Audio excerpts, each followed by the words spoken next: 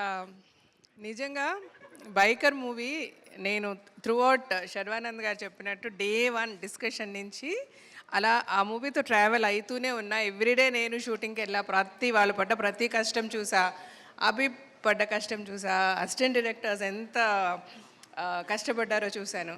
ఇంత ట్రావెల్ చేసి even post ప్రొడక్షన్‌లో కూడా ఐ వాస్ దేర్. అన్నీ చూసుకున్న తర్వాత కూడా నిన్న నేను సినిమాకెళ్ళి చూసినప్పుడు ఐ కుడ్ంట్ మూవ్ మై ఐస్. నేను అంత ఇన్వాల్వ్ అయ్యా సినిమా చూడగలిగాను. నేను చాలా కనెక్ట్ అయిపోయా ఆ సినిమాకి. నాలాగా అందరూ కనెక్ట్ అయ్యారా నాకు తెలీదు. బట్ నేనేం చెప్పాలనుకుంటున్నానంటే ఇందాక నాగేంద్ర గారు మాట్లాడారు కదా, ఆయన మాట్లాడినట్టు ఆ రివ్యూస్, సినిమా ఎలా తీయాలని అడుగుదామా రివ్యూవర్స్ అని నాకు అంత ఆశగా ఉంది. ఇప్పుడు ఈ సినిమాలో there is so much of emotion. కళ్ళతోనే చెప్తారు. ఇంట్లో పిల్లలకి ఫస్ట్ ఆఫ్ ఆల్ ఫాదర్ దగ్గర చెప్పుకోలేరు. ఓపెన్గా ఫాదర్ ఏమనుకుంటారు, నేను కనుక కొంచెం ఫ్రీగా వదిలేస్తే వాడు లైట్ తీసుకుంటాడు, ఎస్పెషలీ మగపిల్లలతో వాడు లైట్ తీసుకుంటే వాడి ఫ్యూచర్ ఏమైపోతుందో అని ఫాదర్ ఎక్స్ప్రెస్ చేయడానికి తన మనసులోనే పెట్టుకుంటారు.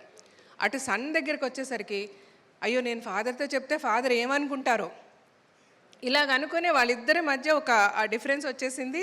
అతను ఏమనుకున్నాడో చెప్పుకోలేకపోయాడు, ఫాదర్ ఏమో ఆయనకున్న ప్రేమను చూపించుకోలేకపోయాడు. అల్టిమేట్గా వాళ్ళిద్దరు విడిపోయారు. మళ్ళీ వాళ్ళిద్దరూ కలిసి హ్యాపీగా క్లైమాక్స్కి వెళ్ళినప్పుడు నాకు ఎంత హ్యాపీగా అనిపించింది అంటే, ఎన్నో ఫ్యామిలీస్ నేను బతుకు జట్కా బండి అని ఒక టాక్ షో చూసా. ఎన్నో ట్రూ స్టోరీస్, ఎన్నో రియల్ స్టోరీస్, ఎంతో ప్రేమ ఉంటుంది. కానీ చిన్న చిన్న విషయాలు మనం చెప్పుకోలేక విడిపోతాం, టక్కని చనిపోతాం. ఎప్పుడు చనిపోతామో లైఫ్లో తెలియదు. మనకు కావాల్సిన వాళ్ళని చాలా దూరం పెట్టేస్తూ ఉంటాం. అలా చేయకూడదు. ఏదున్నా ఓపెన్గా మాట్లాడేసింది. ఇదే కనుక సినిమాలో శర్వా గారు నాన్న నాకు ఈ అమ్మాయి నచ్చిందని చెప్పుంటే డెఫినెట్గా ఫాదర్ రాజశేఖర్ గారు ఓకే అనేవారు. అయితే అది పర్లేదండి, ఇంక అయిపోయింది, ఎంతమంది సినిమాలు చూసేసారు, ఇంక ఇప్పుడు స్టోరీ రివీల్ అయ్యేదండి. సో ఇలాగ సో మెనీ థింగ్స్ నాకు ఈ సినిమా చూసినప్పుడు అనిపించింది. హ్యాపీగా మాట్లాడేసుకోండి అందరూ. మనలో మనం ఎవరికి గొడవలొద్దు, ఎవరిని దూరం పెట్టద్దు, అందరూ సంతోషంగా ఉండాలి. సంతోషంగా ఉంటే చాలా హ్యాపీగా ఉంటుంది. This is what I felt about biker. There is so much of emotion, there is so much we should say. దీనికి ఈ రివ్యూవర్స్ ఏమంటే ఏది పడితే అది మాట్లాడదంటే, మనం బాగా డ్రామాటిక్గా సినిమా తీస్తే అబ్బా మెలో డ్రామా అంటారు. అలా కాదు, స్టైలిష్గా తీస్తే ఏం చెప్పారు డెప్త్ లేదంటారు. సో ఇవేవి నమ్మకండి.